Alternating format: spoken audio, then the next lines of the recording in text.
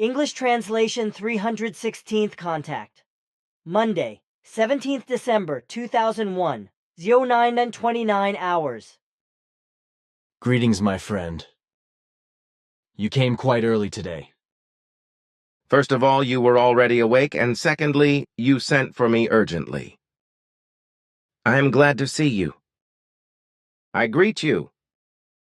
And as I was with my daughter Simya-se in the Dael universe, I am supposed to give you her best regards and send you my best wishes. She also lets you know that she is doing well, and that you also get greetings from Asket and Nera, who, by the way, ordered greetings and good wishes for you themselves. Thank you very much, Ptah.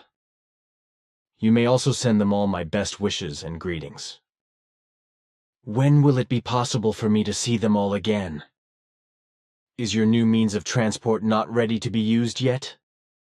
No, unfortunately not yet, and I will send your wishes and greetings.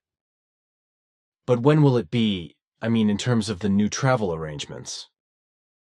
There are still various things to be fixed, but in the foreseeable future everything will be ready for use. Whatever the foreseeable future holds for you. I guess I will have no choice but to exercise patience. It will be like that.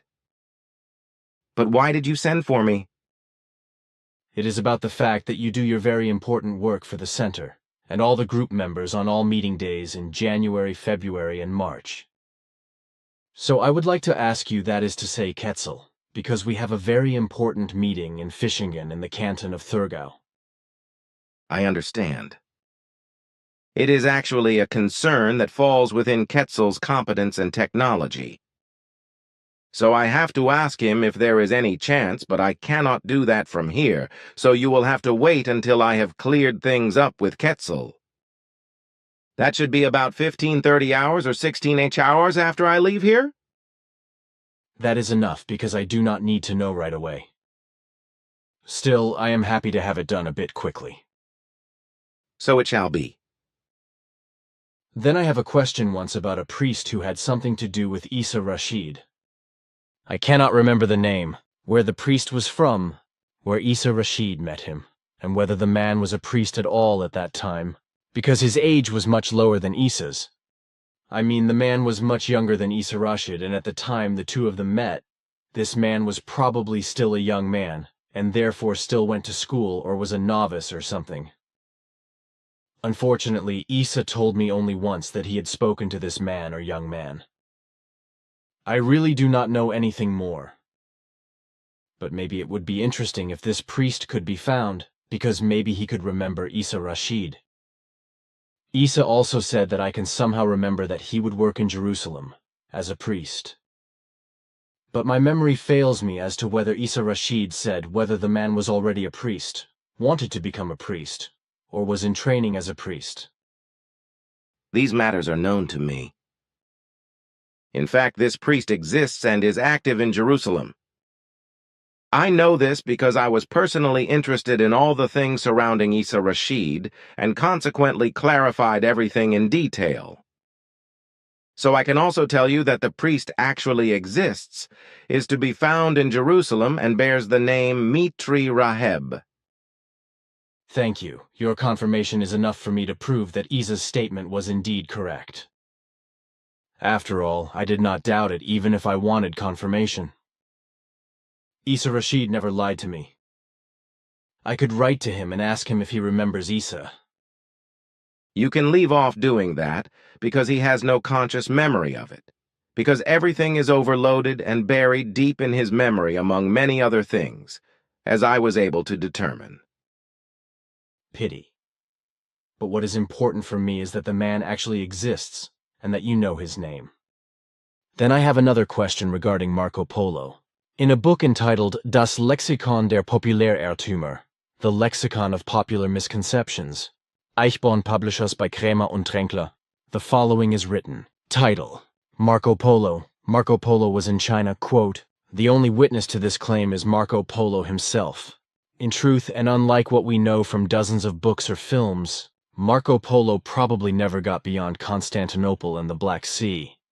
He never saw the Kublai Khan, never was its governor. He was not in Karakoram or Beijing, not in most of the other cities he claims to have seen in his description of the world. This is a thesis seriously discussed among modern sinologists.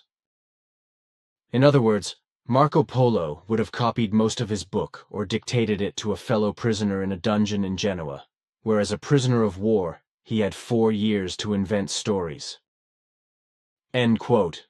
Then follow 1 A5 pages with endless explanations why it has been proved that Marco Polo has never been to China, and that everything he did was just freely made up, etc. What do you think about this? And is what is explained true?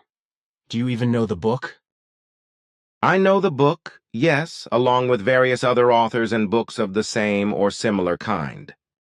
And to all these books it has to be said that very many assertions made in them, which are declared as clarifications and research results, etc., correspond no more and no less to stupid and misleading false proofs, which show no or only little truth, as is the case with Marco Polo, who was very well in China and whose descriptions of his experiences are based on truth.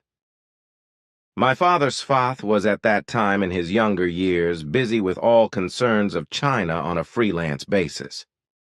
As a result of this, he also made a great many notes, in which Marco Polo's work in China is also listed, which clearly and without any doubt prove that this man wrote everything down truthfully, as copies of Marco Polo's writings made by my father prove. But I am also aware that earthly would-be scientists are trying to fathom historical events, etc., on a continuous basis, and in doing so are creating incredibly stupid and unrealistic speculations, because they create false connections which they create from their own and unreal point of view. This is very unfortunate because it leads to enormous new falsifications of old facts, even in the New Age, which give an absolutely misleading picture of things. This is incomprehensible. Why is this being done? Out of self-importance, greed for profit and image, but also partly because humans who do this succumb to certain ambitions of false research. Thank you. I do not have any more questions, except, how do you actually cope with the coldness that prevails at the moment?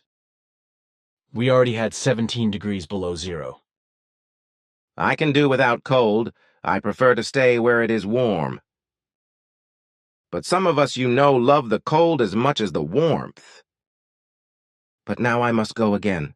My friend Edward. I will give you a message. Goodbye. Take care, and salami.